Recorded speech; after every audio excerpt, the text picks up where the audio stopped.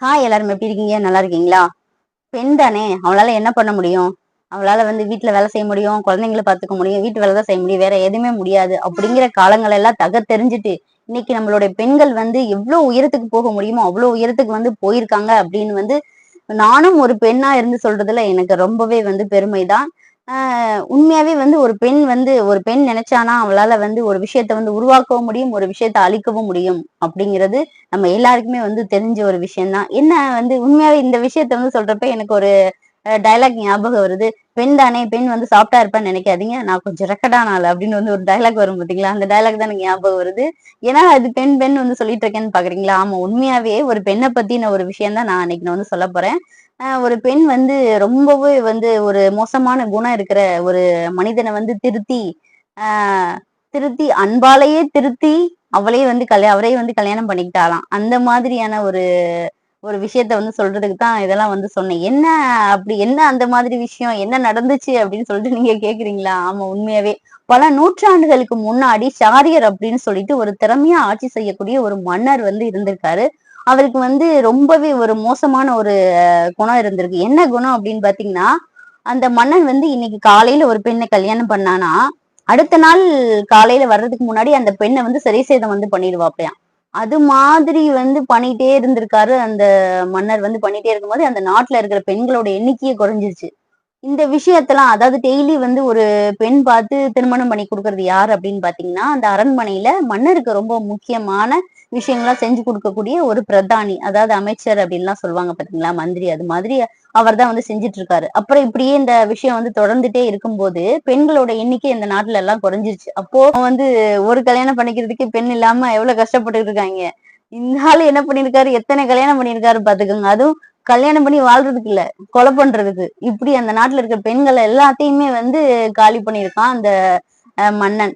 அப்படி இந்த விஷயத்த செஞ்சுட்டே இருக்கிறது யாருன்னா, அந்த பிரதானி ஒரு நாள் பெண்களே இல்ல அப்படின்னு சொல்றதுக்கு போறதுக்கு ரொம்பவே தயங்குறாரு. ரொம்ப கவலையா உட்கார்ந்துருக்காரு. ஏன் கவலையா உட்கார்ந்துருக்காருன்னா, அவரு வீட்டுல 2 மகள்கள் இருக்காங்க. இப்படி வச்சுக்கிட்டு நான் கல்யாணம் நாளைக்கு திருமணம் பண்றதுக்கு பெண்கள் இல்லைன்னு நான் எப்படி சொல்றது? எனக்கு ரத்த ஊருக்குல தக்காளி சட்னி அப்படிங்கிற மாதிரி நினைச்சிருவாங்களே அப்படின்ற மாதிரி அவர் உட்கார்ந்துருக்காரு.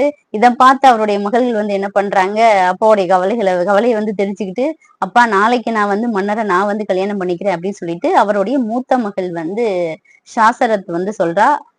2 மகள்கள், அது 2வது மகள் துனியா. இவங்க 2 பேரும் மாத்தி மாத்தி சொல்லிக்கிறாங்க. எங்க அந்த மன்னருக்கு கல்யாணம் பண்ண போனா நம்ம அக்கா நம்மளை விட்டு போயிடுவாளே அப்படின்னு சொல்லிட்டு தங்கச்சி சொல்றாங்கல்ல, அக்கா நீ இருக்கா, நான் கல்யாணம் பண்ணிக்கிறேன் அப்படின்னு தங்கச்சி சொல்றா.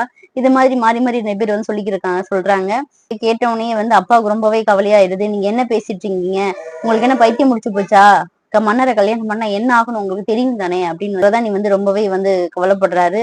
அப்பா நான் தான் மூத்த பொண்ணு, நான் தான் மன்னரை கல்யாணம் பண்ணிப்பேன்னு சொல்லிட்டு சாஸ்திரத்தை ரொம்ப ஸ்ட்ராங்கா சொல்லிட்டா. வேற ஒண்ணுமே பண்ண முடியாதுன்னு சொல்லிட்டு, ஏன்னா மகள் ஒரு முடிவு எடுத்தான்னா அதை மாத்திக்கவே மாட்டா அப்படின்னு சொல்லிட்டு பிரதானிக்கு நல்லாவே தெரியும். அதனால வேற என்ன பண்றது, இதுக்கு வேற ஆப்ஷனே இல்ல அப்படின்னு சொல்லிட்டு அவர் போய் மன்னர்கிட்ட நாளைக்கு கல்யாணம் பண்ணி மணப்பெண்ணா வர்றது என்னுடைய மகள் ஷாசரத்து அப்படின்னு சொல்றாரு. இது சொல்லிட்டு அவர் வேற எதுவுமே சொல்லல. உடனே மணப்பெண்ணா ஷாசரத்து வாரா.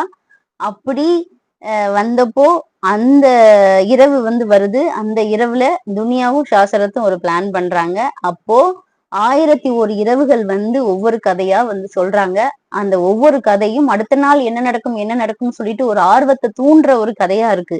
அப்படி ஒரு 1001 இரவுகள் மன்னரை தூங்கவே விடாம கதை கேட்க வச்சு அந்த மன்னருடைய குணங்களை மாத்தி அந்த மன்னரை திருத்தி அந்த மன்னருக்கே மகாராணியா அந்த நாட்டையே அரசாள்றாங்க. இதுதான் அந்த கதை. அது என்ன கதை அப்படின்னு பாத்தீங்கன்னா, அந்த கதை இந்த புக்ல தான் இருக்கு. 1001 இரவுகள் அப்படிங்கிற இந்த புக்ல தான் அந்த கதை இருக்கு. இந்த கதையில இருக்கிற அந்த 1001 இரவுகள் கதையும் உங்களுக்கு வேணும் அப்படின்னா கமெண்ட்ல சொல்லுங்க. அந்த 1001 இரவுகள் கதையும் என்னென்னு சொல்லிட்டு நம்ம பார்க்கலாம். உண்மையாவே ரொம்ப இன்ட்ரெஸ்டா இருக்கும். ரொம்ப செம்ம இன்ட்ரெஸ்டா இருக்கும். ஒவ்வொரு விஷயமும் ஒரு புதிர் இருக்கிற மாதிரியான ஒரு கதைகள் தான். உங்களுக்கு வேணும்னா கமெண்ட்ல கதையை போடுங்கன்னு சொல்லிட்டு கமெண்ட் பண்ணுங்க. ஒவ்வொரு விஷயமா நம்ம பார்க்கலாம். ஒவ்வொரு நாளும் ஒரு கதை. உங்களையும் 1001 இரவுகள் தூங்க விடாம பண்ணிடலாம். பாய்.